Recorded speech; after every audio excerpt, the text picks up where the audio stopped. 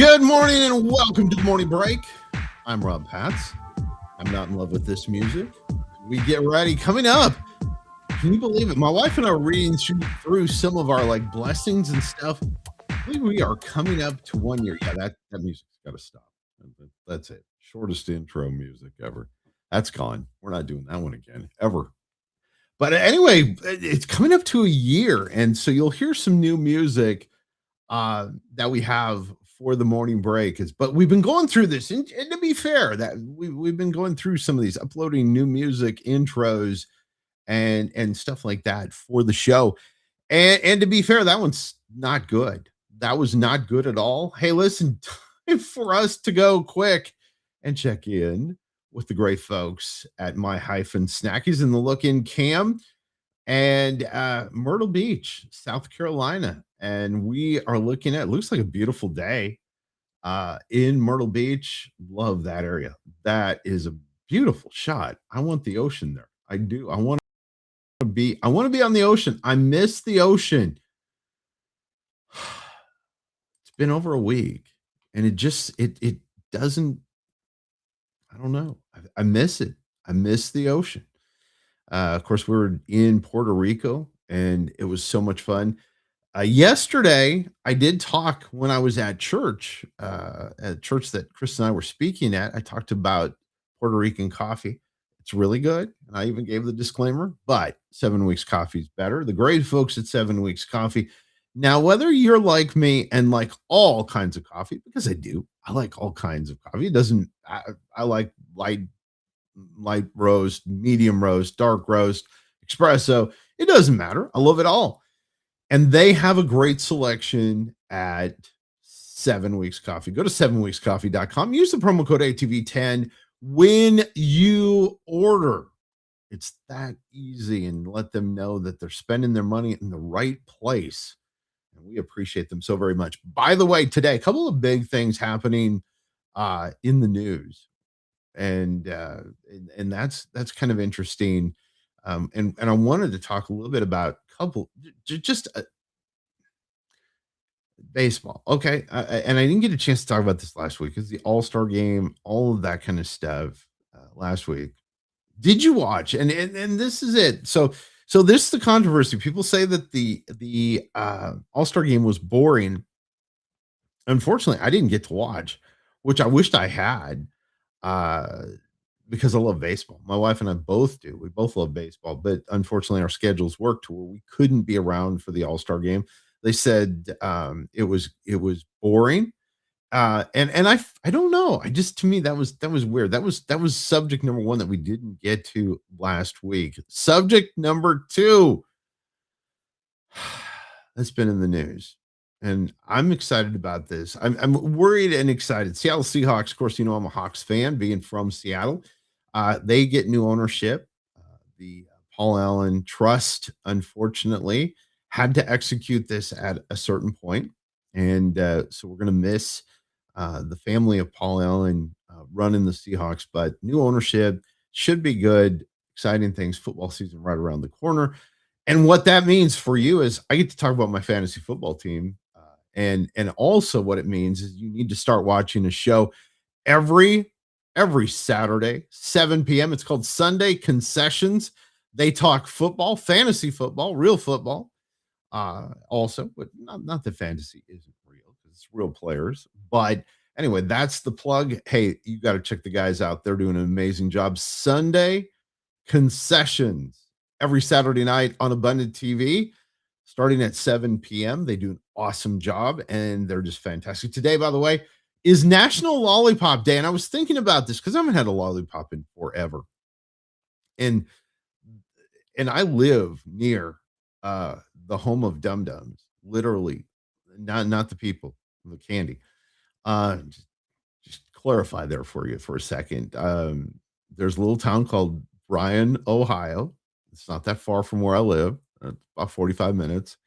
And that is the home of Spangler Candy, which does the Dum Dums. I actually know some people that work there. They're not dumb either, but they do love candy. And if you go to Bryan, you can go to the Spangler Candy store. It's their own store, very cool. Anyway, that's one of the days. But the other day is the day I posted. If you follow me on social media, it's Fortune Cookie Day, National Fortune Cookie Day, and we're going to talk, of course, to Stephanie Esposito today from Salted, and I will, of course, ask her if she actually eats the fortune cookie. And I found this interesting. Part of the study on this, because I was kind of fascinated, was that about 50%, is about 54% of people actually eat the fortune cookie. I do. I am one of those people. I dip it in coffee. Never trust the fortune itself, but the cookie's not bad with some coffee. And so that's what I do. I break it open. I read and laugh at the fortune, whatever it is, and then I dip the cookie in coffee.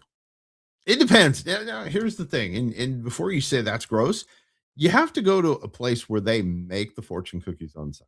If you're getting these terrible fortune cookies that are, yeah, if they come to the table in a plastic container, that you have to open them like, no, that's not good. I'm not eating those either. But if you go to a good place and get a good fortune cookie, oh yeah, you dipping that thing in coffee. Thanks to the great folks at 7 Weeks Coffee, you can dip your fortune cookie in some coffee and save some money.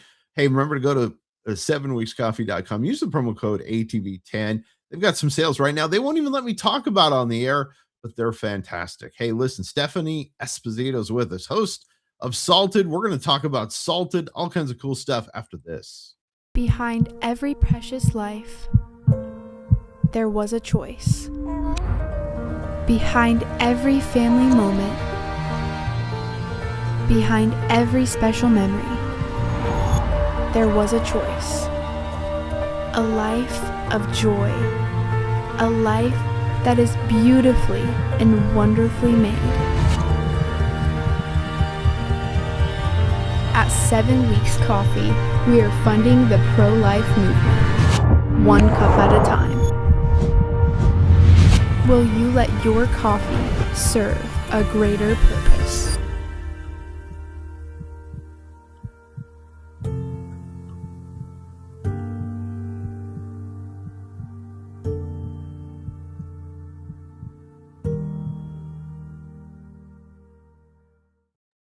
Great, folks. 7 Weeks Coffee. That's 7weekscoffee.com. Use the promo code ATV10 when you order. And time now for the host of Salted, Stephanie Esposito. Stephanie, Good morning. do you eat your fortune cookie? I don't.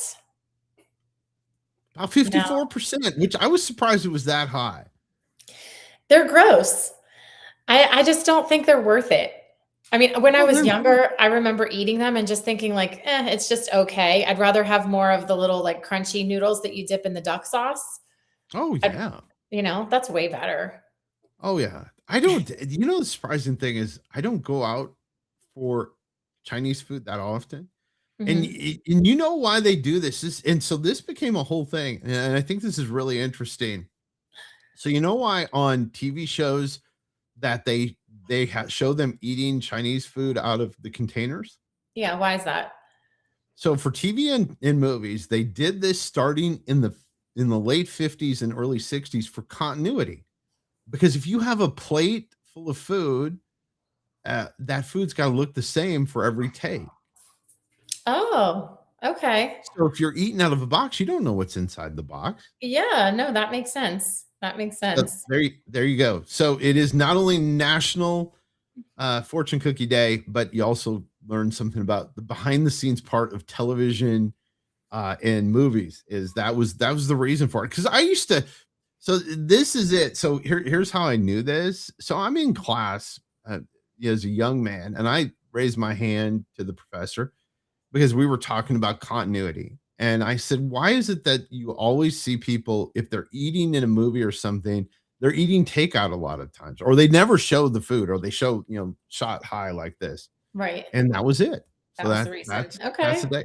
See, and movies is a great tie. And see, you didn't think this didn't have a purpose. Tomorrow night on Salted, we have a pretty cool guest, don't we? That was a beautiful segue, Rob. Excellent job. Yeah, we have an amazing guest. Her name is Lauren Havel. She's a very young lady, and when she was 13 years old, she created her first feature film that ended up going viral on YouTube. And since then, she's made several others. She's got deals with Apple and all types of other, big network type things. And every single one of her movies has a God undertone, at least, but many of them are just a very strong salvation message. And so she's a young woman with big dreams, and the Lord just has opened doors for her that seem like they would never open conventionally. She didn't do what most people do to try to go viral online, and God has just opened the doors in his sovereignty. And so she's experiencing her teenage life at the same time as running a really successful directing career. Isn't that crazy? I mean, you It think is. about it. When I was a teenager, I had no goals like that. I had really very few goals actually as a teenager, but I mean, you think of how incredible and how poised she is and how God She has is. given her so many neat things. What is the one takeaway that you want people when they watch tomorrow night, 9 p.m. Eastern time? We got to get the plug in. And then again at 12 a.m. or 9 Pacific. Again, the replay. So what's the one takeaway you want people to take away from this? Well, whether or not you're into film directing, because many of us are not, I think the underlying current that relates to everyone is just putting faith in God when he tells you what to do. Because God spoke to this young woman, told her to create something. She thought, oh, well, maybe it's just for fun, or maybe, but she didn't question it. She just did it. And then he opened every door since, and she hasn't had to pound down doors of different agencies. Everything has truly just lined up and come to her. And it happened because of her obedience and then her trust in God. So that is really what everyone should be able to take from the interview tomorrow. That's it. That is so cool. So give us a summer update. I know your two Yeah. boys have gone back to school, and I'm going to ask you this question. We'll do it on air because I thought, how do you like this split schedule thing? I don't know if I guess I'm old school that I loved having my whole summer off. Well, the whole summer is 3 months, Rob, and that's an awful lot for brain rot and for parents. And so I thoroughly enjoy the year-round school model. My boys get 6 weeks off in the summer, 6 weeks for Christmas, and then 3 weeks for fall and spring. And so in the fall and spring, I especially love it because that's when we can take vacations, and no matter where you go, it's just not busy. So that's really nice. You get some great like beach hotel deals in October when it's still really nice here down south. And so I thoroughly enjoy the year-round schedule. But my daughter is not on the year-round schedule. She's going into her senior year this year, and she is in a conventional school setting. And so that makes it a little bit of a challenge because I want to make sure that we spend family time, and I'm getting really sentimental. Rob, I'm not the mom that like cried at kindergarten drop off, but I have cried multiple times at the thought of us not being able to do things as a family this summer, because next summer she goes away to college, and it'll never be the same again. And that's a blessing, because it is a blessing to grow and to age and to move into different seasons of life. I'm sure that there are parents maybe who aren't as fortunate and don't get to have that experience. And so I'm grateful for it, but I've been shedding a lot of tears about the thought of the change coming in the next season. So I've been trying to cram in as many fun activities as possible where I still have to say, because I said so, get in the car. Like, we're going. I've had a fun summer. This is a great topic. So give some advice to moms and dads that are out there that are in this season. This, like you said, is kind of the last year. Oh, I'm sure she's coming home for summer next year from college. Of course. Yeah. She keeps telling me that. She's like, Mom, I'm coming home. I love you. I want to be with you. I'm like, yeah, until you meet that boy or until you get that internship. And I want all those things for you. So So how are you walking? Give some advice how to walk through this first, because this is your first walking through this. Now you'll be an old pro by the time the boys get get to this point, but give some insight as to how you're walking through this. I think just with intentionality and awareness of what it is. I've been counting down summers for a few years now. I had a colleague who told me, I only have 5 summers left with all my kids. And I thought, what are you talking about? That's insane. Italian people don't do that. We stick around with our parents forever. But he's right in the sense that it just looks different. And, Yeah. and so I've just had an awareness. I've been trying to do things that they all enjoy, or to rotate and do things that, you don't even have to go anywhere or spend a lot of money. It's just intentionality. What do I want? What memories do I want them to have? What life lessons do I feel like they need to learn before they launch into that next season? Because I want to make sure that my kids are equipped. And so she's started working a little bit, and we're having conversations about her, strategy for graduation, even of college. We're talking through, she's got it together. I have to say, she will graduate from high school with an entire year of college credits already. So I've been working with her on strategy, and also prayer. Like, you could have all the strategy in the world, but are you spending time alone with God? Did he tell you to do that? And so I've just gone into this season, and specifically this summer, with intentionality, asking the kids, what memories would you like to have? What have been your favorite things that we've done up to this point? And then I try to top them. But I want to make sure that I get one-on-one time with her, that she gets one-on-one time with my husband, her dad, and that we have family time together before she launches into the next season. So it's an equipping season, but I've gone into it with intentionality and honestly gratitude, because every time we have a fun experience together, or I see her getting it and something clicking in her mind, I just have to thank God for it, and really pause and do that. Really stop and say, like, Lord, I asked you about this and you came through. And so thank you. Because we can't control anything in life. And so the little bits of things that we have influence over, we need to steward really well. I love that. And I love that you're being intentional, and I love that your family seems very close. I think that's incredible, and I love that. Now I want to talk and shift gears, because I do want to. The show has been a fantastic success so far. And Yeah. we're seeing some amazing numbers, and Stephanie puts her heart into it. So what do you see going forward? What do you, I know, but I'm asking the question because everybody else is in our conversations that you and I have personally. But what do you see for Sultan? What do you see?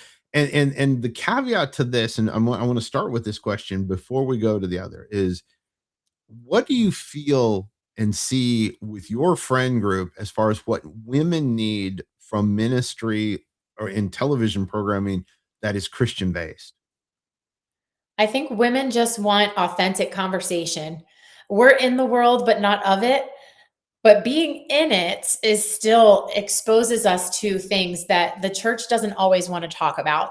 And so I believe that we should talk about those things. I think my vision for the show is for it to be a place where people can come and they can authentically feel like they are not crazy, that God cares about all the things that we care about. And maybe there's not specific advice for every single modern day problem, but the Bible is a manual, and it does give us everything that we need. And so it's hard for me beyond that to say where I see the show. I want it to serve women. I want it to change their lives and empower them to walk in the fullness of, in the authority of Christ, and not to be burdened by the things that they think are weighing them down, but to learn that they're not alone in that, and to teach each other how to lay those things at his feet. As it pertains to like the trajectory of the show, Rob, this summer more than ever before, I have learned to only put my faith in God. I don't even want to make my own plans anymore. I just want him to be proud of me and to say that I listened. And so every Tuesday night, I'm going to listen to his voice. I'm going to allow people to talk and to share their stories and experiences that'll help other women. And when God tells me to stop, I'll stop. I don't see that happening anytime soon, but all I know is that I'm going to be obedient. And I think as long as I do that, then he'll send it to the women who need to hear it. I think like last week's show was so powerful.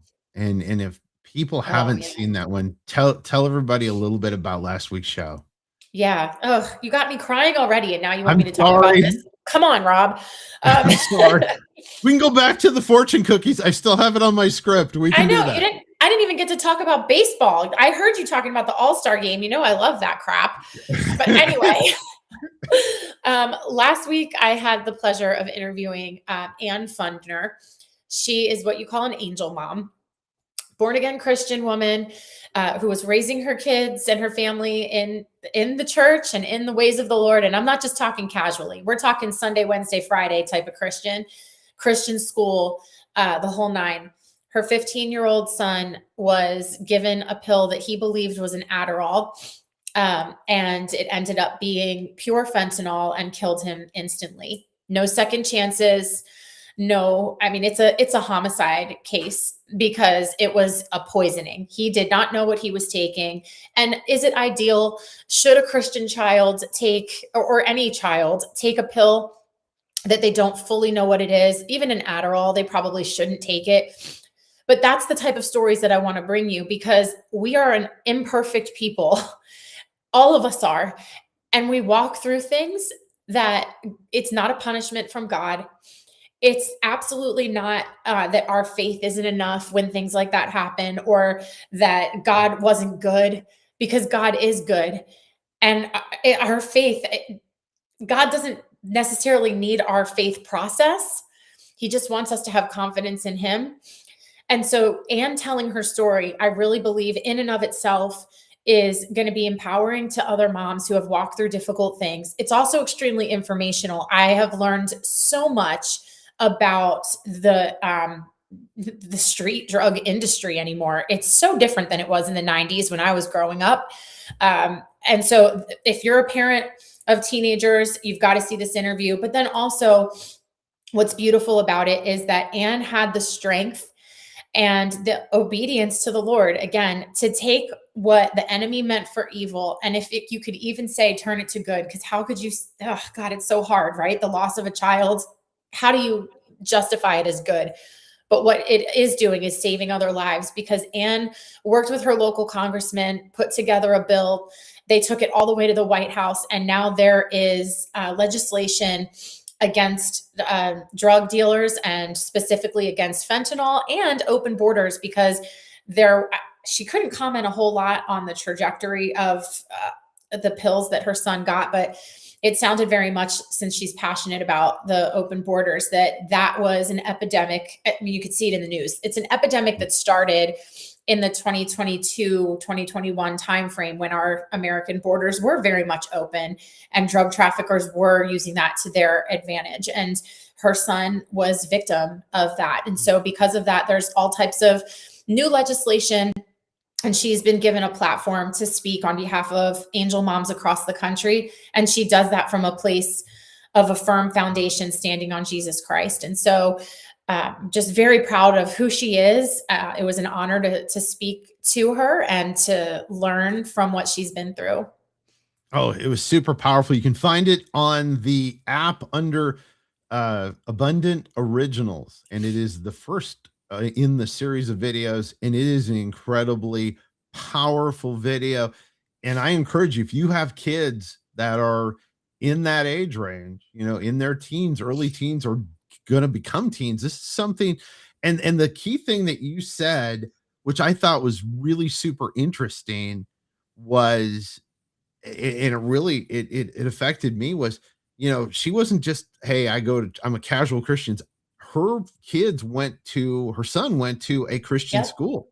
Yeah. And so this is crazy stuff. And it was a very powerful, this week's show, very interesting in the fact that, she talks about the movie. What an amazing, mature young lady.